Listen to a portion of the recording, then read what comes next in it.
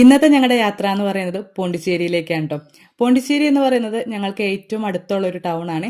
ഇവിടെ ഞങ്ങൾ താമസിക്കുന്ന വണ്ടവാസി എന്ന് പറയുന്ന സ്ഥലം ഭയങ്കര റൂറൽ ആയിട്ടുള്ള ഒരു ഏരിയ ആണ്. ഇവിടെ നമ്മുടെ നാട്ടിലൊരു 15-20 വർഷം മുമ്പൊക്കെ എങ്ങനെയാണോ അതുപോലെയാണ് കേട്ടോ ഇവിടെ. അത്രയൊക്കെ കാര്യങ്ങൾ ഇവിടെ ആയിട്ടുള്ളൂ. അതുകൊണ്ട് തന്നെ നമ്മൾ അത്യാവശ്യം പർച്ചേസിങ്ങിനും കാര്യങ്ങൾക്കെല്ലാം പോകുന്നത് പോണ്ടിച്ചേരിയിലേക്കാണ്. ഒരു മണിക്കൂർ നേരത്തെ യാത്ര കൊണ്ട് നമ്മൾ പോണ്ടിച്ചേരിയിലെത്തും. അപ്പോൾ സാധാരണ രീതിയിൽ നമ്മൾ രാവിലെ പോയിട്ട് വൈകുന്നേരം ആകുമ്പോൾ തിരിച്ചു വരാറാണ് പതിവ്. പക്ഷേ ഈ പ്രാവശ്യം ഒരു സ്റ്റേ ഒക്കെ എടുത്തിട്ട് പോരാന്നാണ് കേട്ടോ വിചാരിക്കുന്നത്. അങ്ങനെ ഞങ്ങളൊരു 10-12 മണിയൊക്കെ ആയപ്പോഴത്തേക്കും നമ്മൾ വീട്ടിൽ നിന്ന് ഇറങ്ങി 1 മണിയൊക്കെ ആയപ്പോഴത്തേക്കും പോണ്ടിച്ചേരിയിലെത്തി. നേരെ പോയത് എൻ്റെ നാട് റെസ്റ്റോറൻറ്റിലേക്കാണ് കേട്ടോ. പോണ്ടിച്ചേരിയിലെ തന്നെ ഒരു അടിപൊളി മലയാളി റെസ്റ്റോറൻ്റ് ആണ് കേട്ടോ ഈ എൻ്റെ നാട് എന്ന് പറയുന്നത്. നമ്മളിങ്ങനെ നാട്ടിൽ നിന്നൊക്കെ മാറി നിൽക്കുന്നത് കൊണ്ട് നമുക്കിങ്ങനെ കേരള ഫുഡിനോടൊക്കെ ഭയങ്കര ഇൻട്രസ്റ്റ് ആണ് കേട്ടോ. അതുകൊണ്ട് തന്നെ പോണ്ടിച്ചേരിയിൽ എപ്പോൾ വന്നാലും നമ്മളിവിടെ എൻ്റെ നാട്ടിൽ വന്ന് ഭക്ഷണം കഴിക്കാറുണ്ട് കേട്ടോ. അപ്പോൾ അങ്ങനെ ഒരു പൊതിച്ചോറൊക്കെ ഓർഡർ ചെയ്ത് നമ്മളത് കഴിച്ചു. പിന്നെ ഞങ്ങൾ നേരെ പോയത് ബൊട്ടാണിക്കൽ ഗാർഡനിലേക്കാണ്. ഈ ബൊട്ടാണിക്കൽ ഗാർഡൻ എന്ന് പറയുന്നത് നമുക്കിങ്ങനെ വന്നിരുന്ന് റിലാക്സ് ചെയ്യാൻ പറ്റിയൊരു സ്ഥലമാണ് കേട്ടോ. തമിഴ്നാട്ടിൽ പൊതുവെ ഇങ്ങനെ ഒരു കൾച്ചർ ഉണ്ട് കേട്ടോ. ഇങ്ങനെ ടൂറിസ്റ്റ് ഏരിയകളിൽ മാത്രമല്ല നമ്മുടെ റൂറൽ ഏരിയയിലെല്ലാം ഇതുപോലെ ഗാർഡനുകൾ ഉണ്ടാവും. അപ്പോൾ ആളുകൾ ഫാമിലി ആയിട്ടും ഫ്രണ്ട്സൊക്കെ ആയിട്ട് വരും, ഭക്ഷണമൊക്കെ ഉണ്ടാവും. അപ്പോൾ അവരവിടെ ഇരുന്ന് ഭക്ഷണമൊക്കെ കഴിച്ച് ഇങ്ങനെ റിലാക്സ് ചെയ്തിരിക്കുന്ന ഒരു രീതി പൊതുവെ തമിഴ്നാട്ടിലുണ്ട്. അപ്പോൾ ഇവിടെയും അങ്ങനെ തന്നെയാണ് കേട്ടോ. ആളുകൾ ഫാമിലി ഫ്രണ്ട്സൊക്കെ ആയിട്ട് വന്ന് റിലാക്സ് ചെയ്തിരിക്കുന്ന ഒരു സ്ഥലമാണിത്.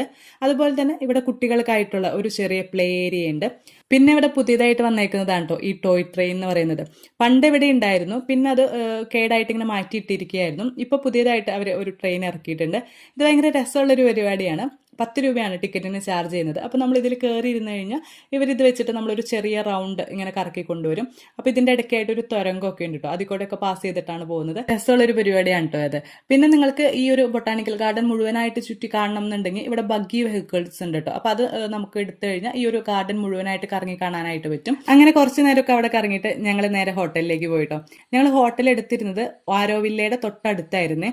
പോപ്പി സൊലിയുടെ വില്ല എന്ന് പറഞ്ഞിട്ട് ഒരു വില്ലയായിരുന്നു. ഈ ഒരു ഹോട്ടലിൽ ലൊക്കേഷൻ ഭയങ്കര അടിപൊളിയാണ് കേട്ടോ. അതായത് ആരോവില്ലയുടെ തൊട്ടടുത്തായിട്ടാണ് വരുന്നത്.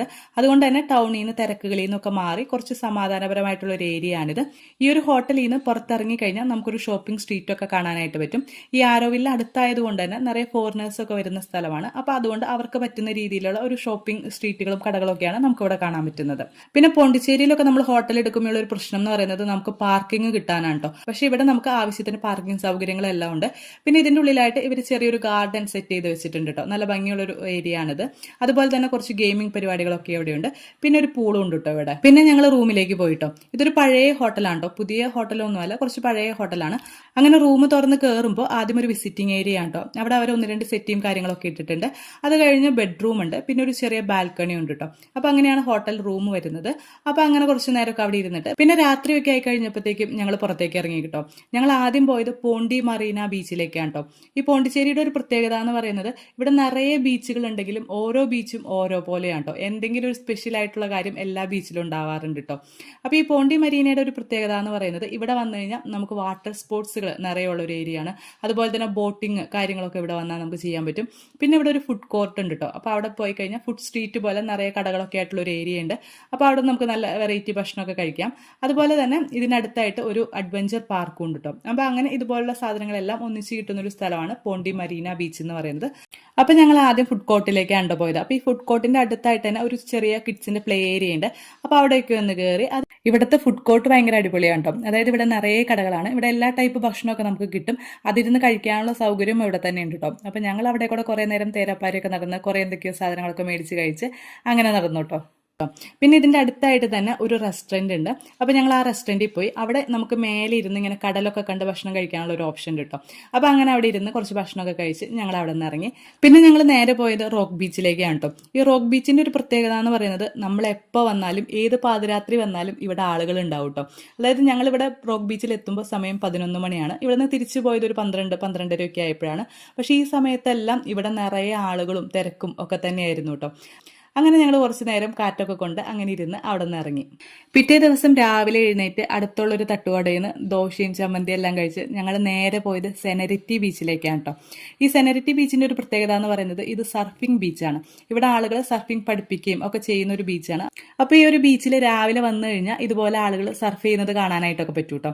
പിന്നെ അതുപോലെ ഈ ഒരു ബീച്ചിൽ നമുക്ക് നിറയെ ഫിഷിംഗ് ബോട്ടുകൾ കാണാനായിട്ട് പറ്റൂ കേട്ടോ. അപ്പോൾ ആളുകൾ രാവിലെ തന്നെ കടലിലൊക്കെ പോയിട്ട് മീൻ പിടിച്ചിട്ട് വന്ന് വല കുടയുന്ന ഒരു സമയമായിരുന്നേ. അപ്പോൾ അതുകൊണ്ട് ഈ മീൻ മേടിക്കാൻ വരുന്ന ആളുകൾ, അതുപോലെ തന്നെ ഈ മീൻ മേടിച്ച് ചെറിയ കച്ചവടങ്ങൾ ചെയ്യുന്ന ചേച്ചിമാർ, അങ്ങനെയൊക്കെ ഇവിടെ നമുക്ക് നിറയെ കാണാനായിട്ട് പറ്റി. ഈ കച്ചവടം ചെയ്യുന്ന ചേച്ചിമാരുടെ കയ്യിലെല്ലാം ചാളമീൻ തന്നെയായിരുന്നു കേട്ടോ. അപ്പോൾ അവരങ്ങനെ അവിടെ ഇരുന്ന് നന്നാക്കിയൊക്കെ കൊടുക്കുന്നുണ്ടായിരുന്നു. നിറയെ ആളുകൾ ഇത് മേടിക്കാനൊക്കെ വരുന്നുണ്ടായിരുന്നു കേട്ടോ. പിന്നെ ഈ ബോട്ടിൽ പോയ ചേട്ടന്മാർ ഇങ്ങനെ വല കുടഞ്ഞ് മീൻ എടുക്കുന്നുണ്ടായിരുന്നു. എല്ലാവരുടെ അടുത്തും ചാളയൊക്കെ തന്നെയായിരുന്നു. പിന്നെ ഇവരുടെ കയ്യിൽ വളരെ കുറച്ച് മീനുമായിട്ട് ഉണ്ടായിരുന്നുള്ളൂ. ഇവർ അവസാനത്തെ ഈ വലയിൽ കുടുങ്ങിയ മീൻ എടുക്കുന്നതാണോ എന്നറിയില്ല, അതോ ഇനി ഇത്രയാണ് ഇവർക്ക് കിട്ടിയോളൂ എന്നും അറിയാൻ പാടില്ല. പക്ഷെ വളരെ കുറച്ചാണ് എല്ലാവരുടെയും കയ്യിലൊക്കെ കണ്ടിട്ടുണ്ടായിരുന്നുള്ളൂ. പിന്നെ ഈ ഒരു ബീച്ചിൽ കണ്ടൊരു കാഴ്ചയാണ് കേട്ടോ, അതായത് ആളുകൾ കടലിലേക്ക് ചൂണ്ടയിട്ടിട്ട് മീനെ പിടിക്കുന്നത്. ഞാൻ ആദ്യമായിട്ടാണ് കേട്ടോ കടലിൽ ചൂണ്ടയിട്ട് പിടിക്കുന്നത് കാണുന്നത്. പിന്നെ ഇവരുടെ ആ ചൂണ്ടയുടെ വള്ളിക്ക് ഭയങ്കര നീട്ടമാണ് കേട്ടോ, സാധാ പോലത്തെ ചെറിയ ഇതായിരുന്നില്ല. ഒത്തിരി അവർ ഇങ്ങനെ ചുറ്റി ചുറ്റി കൈ പിടിച്ചിട്ടുണ്ടായിരുന്നു. അങ്ങനെ കുറേ ആളുകൾ ഇങ്ങനെ ഇരുന്ന് ചൂണ്ടയിടുന്നുണ്ടായിരുന്നു കേട്ടോ. അവർക്കൊക്കെ മീൻ കിട്ടുന്നതും ചെയ്യുന്നുണ്ടായിരുന്നു കേട്ടോ. പക്ഷെ ഞാൻ ഈ ഒരു കാഴ്ച ആദ്യമായിട്ടാണ് കേട്ടോ കാണുന്നത്. അങ്ങനെ അതൊക്കെ കണ്ട് പിന്നെ ഞങ്ങൾ നേരെ പോയത് വൈറ്റ് ടൗണിലേക്കാണ് കേട്ടോ. ഈ വൈറ്റ് ടൗൺ എന്ന് പറയുന്നതാണ് കേട്ടോ പോണ്ടിച്ചേരിയുടെ ഒരു മുഖം എന്ന് പറയുന്നത്. നമ്മൾ എവിടെ കയറി പോണ്ടിച്ചേരി എന്ന് അടിച്ചാലും ആദ്യം വരുന്നത് വൈറ്റ് ടൗണിൽ നിന്നുള്ള ഫോട്ടോസും കാര്യങ്ങളൊക്കെ തന്നെയായിരിക്കും വരുന്നത്. ഈ വൈറ്റ് ടൗൺ എന്ന് പറയുന്നതിൽ തന്നെ നിറയെ സ്ട്രീറ്റുകളുണ്ട് കേട്ടോ. ഈ ഒരു ഏരിയ മുഴുവനായിട്ടാണ് വൈറ്റ് ടൗൺ എന്ന് പറയുന്നത്. ഇതിൽ തന്നെ ഏറ്റവും ഭംഗിയുള്ള ഒരു കോർണറാണ് കേട്ടോ ഇത്. ഇവിടെ നിന്നാണ് മിക്കവാറും നമ്മൾ കാണുന്ന ഫോട്ടോസും കാര്യങ്ങളെല്ലാം എടുക്കുന്നത്. അപ്പോൾ ഈ ഒരു കോർണറിലേക്ക് എത്താൻ വേണ്ടിയിട്ട് ഞങ്ങൾ ചെയ്യുന്ന ഒരു പരിപാടി എന്ന് പറയുന്നത്, ഇവിടെ ഒരു ടീ ഷോപ്പ് ഉണ്ട്, KBS കോഫി ബാർ എന്നാണ് ഇതിൻ്റെ പേര്. ഇത് ഭയങ്കര ഫേമസ് ആയിട്ടുള്ള ഒരു ഷോപ്പാണ്. അപ്പോൾ ഈ ഒരു ഷോപ്പിലേക്ക് ഗൂഗിൾ മാപ്പ് ഇട്ടിട്ടാണ് കേട്ടോ ഞങ്ങൾ വരാറുള്ളത്. അപ്പോൾ ഇവിടെ വന്നു കഴിഞ്ഞാൽ ഇതുപോലെ ഭംഗിയുള്ള ഫ്രെയിമുകളുണ്ട്. അതുപോലെ തന്നെ നല്ല കളർഫുൾ ആയിട്ടുള്ള കുറേ കെട്ടിടങ്ങളുടെ ബാക്ക്ഗ്രൗണ്ട് നമുക്ക് കിട്ടും. അതുപോലെ ഭയങ്കര ഭംഗിയുള്ള സ്ട്രീറ്റുകളൊക്കെ ഇവിടെ നമുക്ക് കിട്ടും കേട്ടോ. പിന്നെ ഈ ഒരു കോഫി ഷോപ്പും അടിപൊളിയാണ് കേട്ടോ. ഇവരുടെ ചായയും ഇവരുടെ സ്പെഷ്യൽ ആയിട്ടുള്ള ഈ ഒരു ക്രീം ബണ്ണൊക്കെ ഭയങ്കര സൂപ്പറാണ് കേട്ടോ. അപ്പോൾ അങ്ങനെ ഞങ്ങൾ ചായയൊക്കെ കുടിച്ച് കുറച്ച് ഫോട്ടോയൊക്കെ എടുത്തിട്ട് ഞങ്ങൾ അവിടെ നിന്ന് പോകുന്നു കേട്ടോ. പിന്നെ അവിടെ നിന്ന് ഞങ്ങൾ നേരെ പോയത് ബോട്ടിങ്ങിനാണ് കേട്ടോ.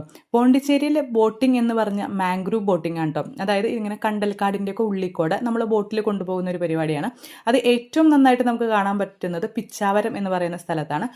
പക്ഷേ ഉണ്ടല്ലോ, ഈ പിച്ചാവരം എന്ന് പറയുന്ന സ്ഥലത്തേക്ക് ഉണ്ടല്ലോ കുറച്ച് ഡിസ്റ്റൻസ് ഉണ്ട്. അപ്പം ഞങ്ങൾക്ക് സമയമില്ലാത്ത കാരണം ഞങ്ങൾ ഈ പോണ്ടിച്ചേരി ടൗണിൻ്റെ തന്നെ അടുത്ത് വിൽസ് ബോട്ടിംഗ് എന്ന് പറഞ്ഞിട്ട് ഒരു ഏരിയ ഉണ്ട്. അപ്പോൾ അങ്ങോട്ടാണ് കേട്ടോ പോയത്. അപ്പോൾ അവിടെ നമുക്ക് ഒത്തിരി ഓപ്ഷൻസ് ഉണ്ട്. ബോട്ടിംഗ് ഉണ്ട്, കയാക്കിംഗ് ഉണ്ട്, അതുപോലെ ഈ മാംഗ്രൂവ് ഫോറസ്റ്റിൻ്റെ ഉള്ളിൽ കൂടെ നടക്കാൻ ഉള്ളൊരു ഓപ്ഷൻ ഉണ്ട്. അങ്ങനെ ഒന്ന് രണ്ട് ഓപ്ഷൻസ് ഒക്കെ ഉണ്ട്. അപ്പം ഞങ്ങൾ ബോട്ടിംഗ് ആണ് എടുത്തത്. അപ്പോൾ ഇങ്ങനെ ബോട്ടിൽ കയറി കഴിഞ്ഞാൽ അവർ നമ്മളെ ബോട്ടിൽ ഒന്ന് രണ്ട് സ്പോട്ടുകളൊക്കെ കാണിച്ചു തരും എന്നാണ് പറഞ്ഞത്. അങ്ങനെ ടിക്കറ്റൊക്കെ എടുത്ത് നമ്മൾ ഉള്ളിൽ കയറി കഴിഞ്ഞപ്പോഴത്തേക്കും ഭയങ്കര തിരക്കായിരുന്നു കേട്ടോ. സൺഡേ ആയതുകൊണ്ടാണോ എന്നറിയില്ല, ഭയങ്കര തിരക്കായിരുന്നു. അപ്പോൾ അങ്ങനെ കുറച്ച് നേരമൊക്കെ ഞങ്ങൾ വെയിറ്റ് ചെയ്തിരുന്നു. അങ്ങനെ ഇരുന്നപ്പോഴത്തേക്കും നമ്മുടെ ബോട്ടെത്തി.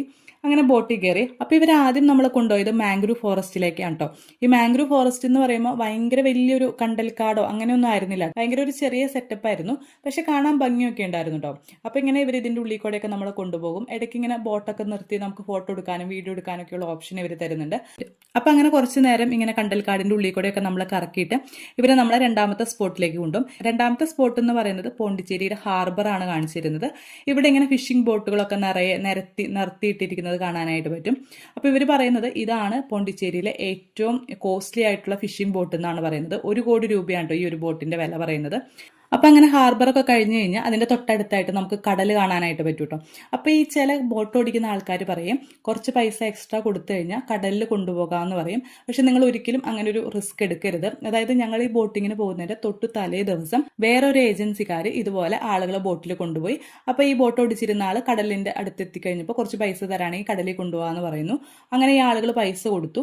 അങ്ങനെ ഇവർ കടലിലേക്ക് കൊണ്ടുപോയി. പക്ഷേ ഇവരുടെ നിർഭാഗ്യവശാൽ കടലിൽ തിരമാല കൂടുതലുള്ള ദിവസമായിരുന്നു. അങ്ങനെ ബോട്ട് മറിഞ്ഞിട്ട് 2 പേര് അതിൽ മരിച്ചു പോയിട്ടോ.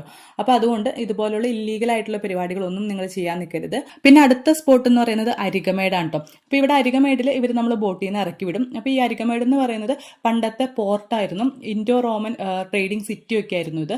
2500 വർഷം പഴക്കമുള്ളൊരു സ്ഥലമാണ്. അപ്പോൾ ഇവിടെ നമുക്ക് പണ്ടത്തെ പോർട്ടിൻ്റെ കുറച്ച് ഭാഗങ്ങളൊക്കെ കാണാനായിട്ട് പറ്റും. പിന്നെ അതുപോലെ തന്നെ പൊന്നിയിൻ സെൽവൻ എന്ന് പറയുന്ന ഒരു സിനിമ ഷൂട്ട് ചെയ്തതൊക്കെ ഇവിടെയാണ് കേട്ടോ. അപ്പോൾ അങ്ങനെ കുറച്ച് നേരമൊക്കെ ഞങ്ങൾ അവിടെ ചുറ്റിക്കറങ്ങിയൊക്കെ നടന്നു. പിന്നെ നമുക്ക് അടുത്തത് വരുന്ന ഏതെങ്കിലുമൊക്കെ ബോട്ടിൽ കയറിയിട്ട് നമ്മൾ സ്റ്റാർട്ട് ചെയ്ത ആ പോയിന്റിലേക്ക് എത്താനായിട്ട് പറ്റും. അങ്ങനെ ഞങ്ങൾ അതൊക്കെ കണ്ടിട്ട് അവിടെ നിന്ന് ഇറങ്ങി. അങ്ങനെ അതൊക്കെ കഴിഞ്ഞ് അവിടെ നിന്ന് ഇറങ്ങിയപ്പോഴത്തേക്കും 3-3:30 ആയിട്ടോ. വിശപ്പിൻ്റെ വിളി വല്ലാതെ വരുന്നുണ്ടായിരുന്നു. അപ്പോൾ ഞങ്ങൾ നേരെ പോയത് സെയ്ത്തൂണിലേക്കാണ് കേട്ടോ. ഈ സെയ്ത്തൂണിലെ മന്തി ഒരു രക്ഷയില്ല കേട്ടോ. ഭയങ്കര ടേസ്റ്റാണ് കേട്ടോ ഇവരുടെ മന്തിക്ക്. ഞങ്ങൾ എപ്പോൾ വന്നാലും ഇവിടെ നിന്ന് മന്തിയാണ് മേടിച്ച് കഴിക്കാറ്. അങ്ങനെ ഒരു മന്തിയൊക്കെ കഴിച്ചിട്ട് ഞങ്ങൾ അവിടെ നിന്ന് ഇറങ്ങി. അങ്ങനെ രാത്രി ഒരു 8 മണിയൊക്കെ ആയപ്പോഴത്തേക്കും ഞങ്ങൾ വണ്ടാസി എത്തി കേട്ടോ. വീഡിയോ ഇഷ്ടപ്പെട്ട ലൈക്ക് ചെയ്യാനും സബ്സ്ക്രൈബ് ചെയ്യാനും മറക്കണ്ട കേട്ടോ.